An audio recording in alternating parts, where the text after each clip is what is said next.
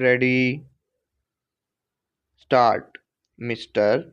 Vice Chairman, I rise to associate myself fully with the resolution and the concern which has been expressed from all the various sections of the House regarding the urgent necessity of developing rural industries.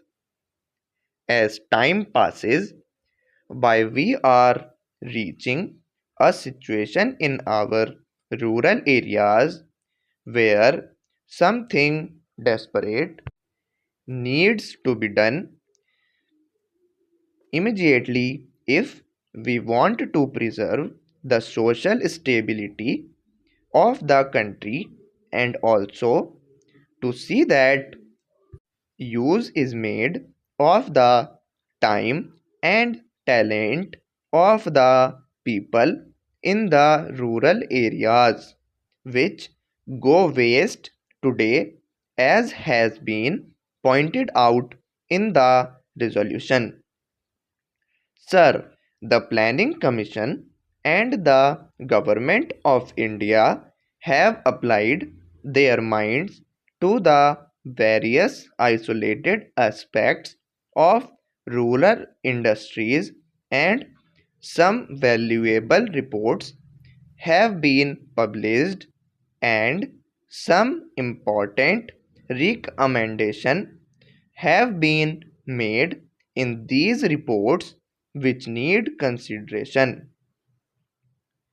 But unfortunately, there is no high level decision regarding the various issues which face the country as far as the problem of rural industrialization is concerned.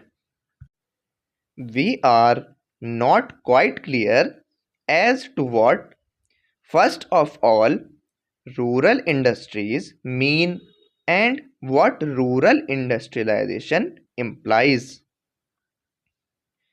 Does rural industrialization mean the utilization of local resources in order to meet the local needs, or does rural industrialization imply the creating of surplus in the rural areas which could be exchanged with the surplus in other centers of the country and thereby create a richer life for the rural areas? Various opinions have been expressed with regard to this problem, but there is no authoritative determination of the policy regarding the meaning of rural industrialization. It has been suggested that if such import of capital and skill from urban centers were to mean merely the multiplication of industrial centers in the rural areas, such an industrialization of the rural areas would nullify the advantage that are likely to accrue as the result of the rural industrialization. The time has come when some decision has to be taken as to what we really mean by this rural industrialization. There is also difference of opinion regarding the authority that should undertake the responsibility for the rural industrialization.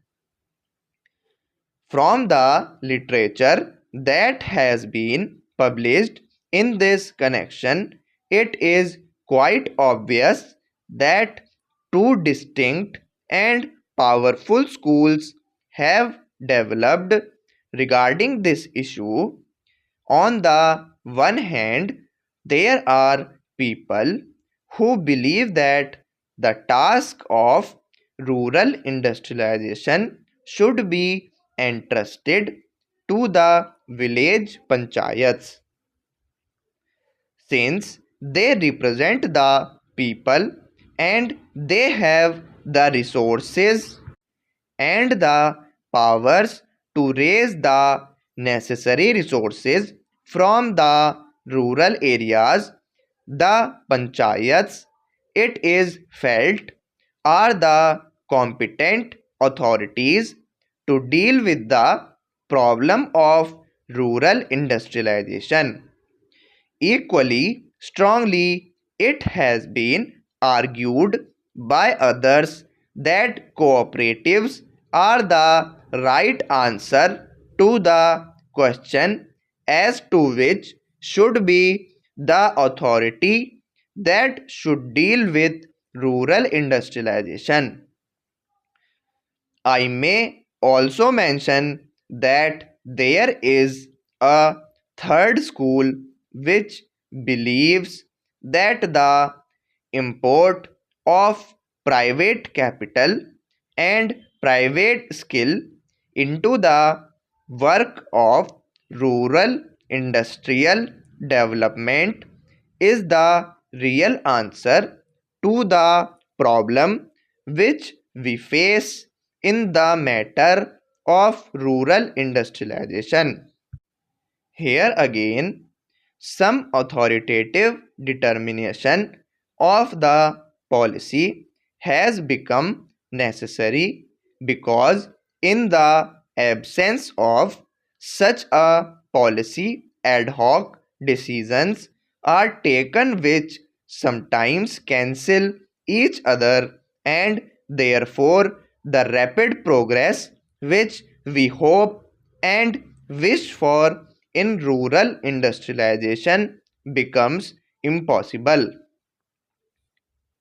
Then again, there is the further question of protection that may be necessary for rural industries in view of the lack of the internal economy from which rural industries would suffer.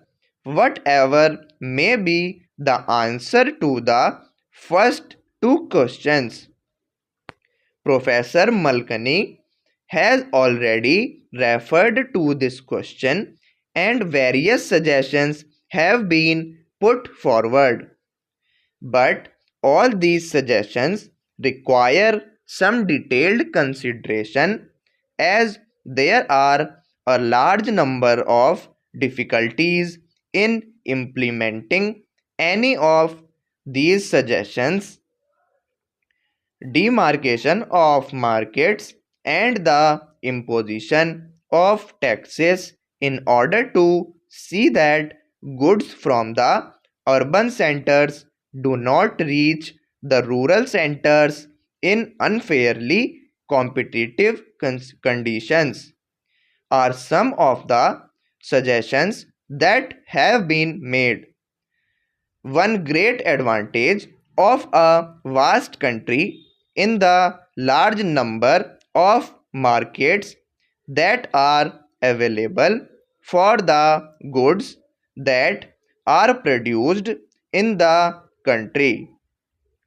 However, if these markets are artificially restricted and goods are not allowed to move from one center to another, I am afraid more problems would be raised than solved if this protection is sought to be given in this manner.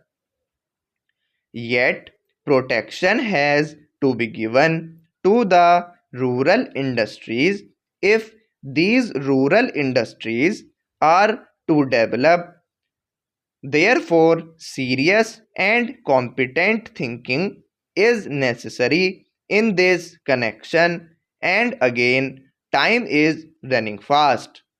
Therefore, it is desirable that we should have some authority which could examine the various issues involved and determine the policy with regard to this matter also.